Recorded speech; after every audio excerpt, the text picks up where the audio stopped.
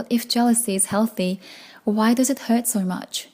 Hey, welcome back to another episode of This is Hazel. So, how are you doing? It's getting a little cold here, and apparently it snowed. Well, that's what people say because I didn't actually see the snow myself yet. And to be honest, I don't really love snow. I mean, yeah, snow is pretty, I agree, but realistically, I don't have a car, so I am taking a bus, SkyTrain, like a subway, because we call it SkyTrain. And especially when you are going to the grocery store without a car, it is pretty inconvenient. Wow, that was a very negative start. I like winter. I don't love winter, but I'm okay with winter because, yeah, winter has a very special kind of feeling. It's hard to explain in words, but in its own way. I think seasons do that to me. When the weather changes, my mood shifts a little too. And lately, I've been noticing something different about myself. I've been feeling more jealous. I've been comparing myself to others a lot too. Just the kind of, you can imagine, the typical unhealthy jealousy. Scrolling through my phone and suddenly thinking about where I am in my life and feeling anxious for just no clear reason. But the thing is, I'm not really a jealous person. Jealousy has never been a keyword in my life. So I was like, why am I feeling so jealous these days when I never used to? Is it because I have more time? Because that could be one reason. Yeah, that could definitely one of the reasons, and I think it's part of it. So I thought about it, more about it, deeply about it. And then, you know what I've noticed? It is shocking. I've actually always been jealous since I was very young. I was someone who felt jealousy constantly.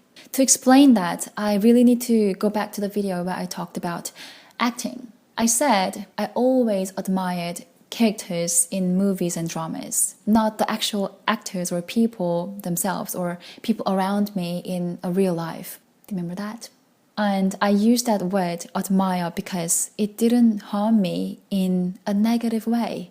But technically, that was still jealousy. Or I'll keep the word admire. Like I was like, I want to speak like that. I want to have that kind of personality. I want to dress like that. I want to hang out with people like that.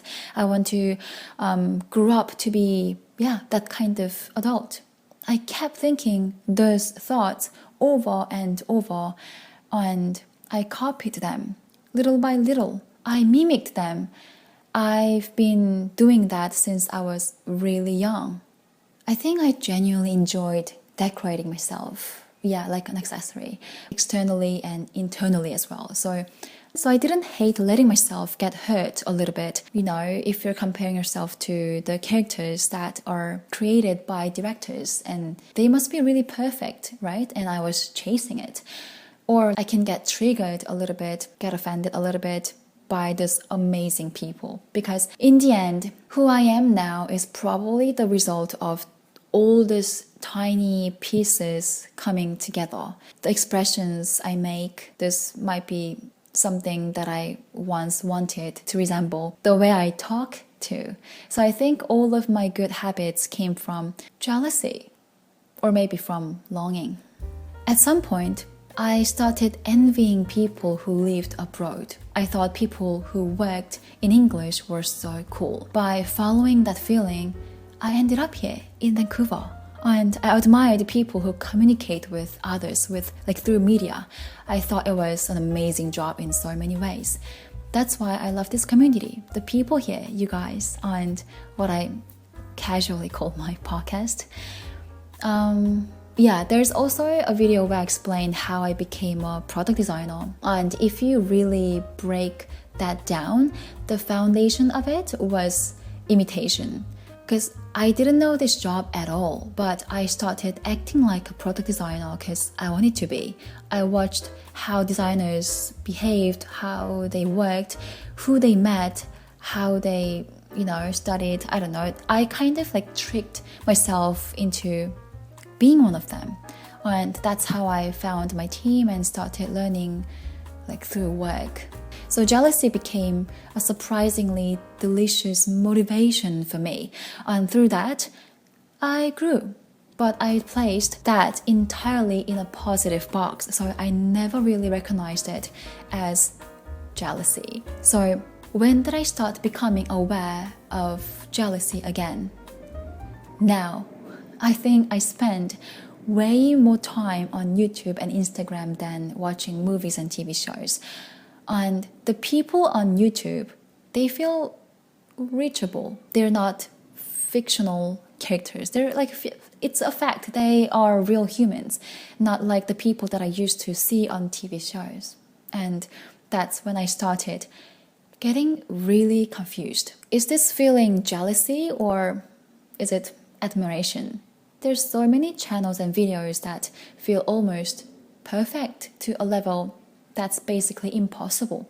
I know people say there's no point in comparing yourself to what you see in videos because it's unrealistic, and that's true, I agree. But at the same time, those ridiculously impossible perfect videos can also inspire you to wake up a little earlier, to eat healthier, or to work out more often. The thing is, I think the whole point of this, my jealousy always had a purpose. It had a clear keyword, a job, a style, or even English. Something very specific that I didn't have yet at that moment. And I used this jealousy as a tool to chase something visible. In my own way, I think I used it pretty positively. But these days, I don't really know where my destination is. Still, using jealousy to follow someone or imitate something has become such a habit of mine that I think I'm unconsciously continuing that pattern. I'm constantly looking for someone to copy, and that's when it turns into what people call unhealthy jealousy. Just scrolling and seeing someone and thinking, okay, they're doing this, and what am I doing right now? The word jealousy seems to be used in so many ways. Is it healthy? Is it bad? Is it something we just need to use correctly? But if jealousy is healthy, why does it hurt so much? I don't think the difference between being inspired and being jealous is that big. I think it's actually very small. It's really small. That means that it's easy to confuse those two feelings.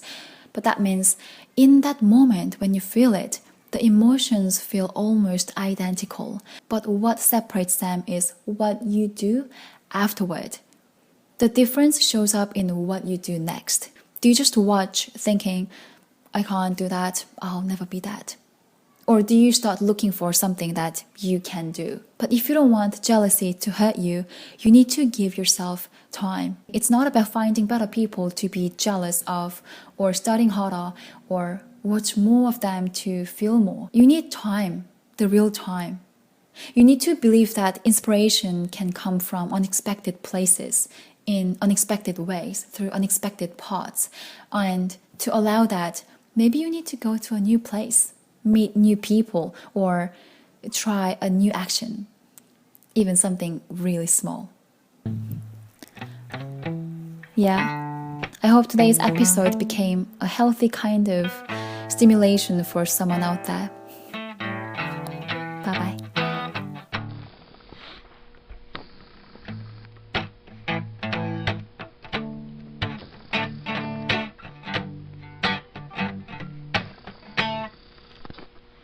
I walked past you in the library, you glanced up from your book.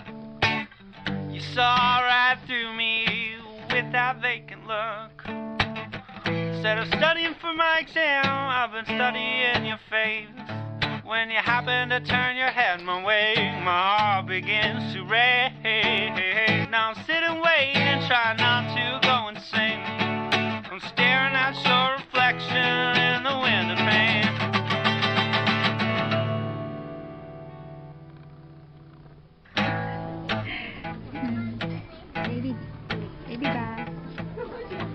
Don't wanna relive the past with you. Wanna go on an adventure. Together we'll build something new. I wanna find a way to see you more.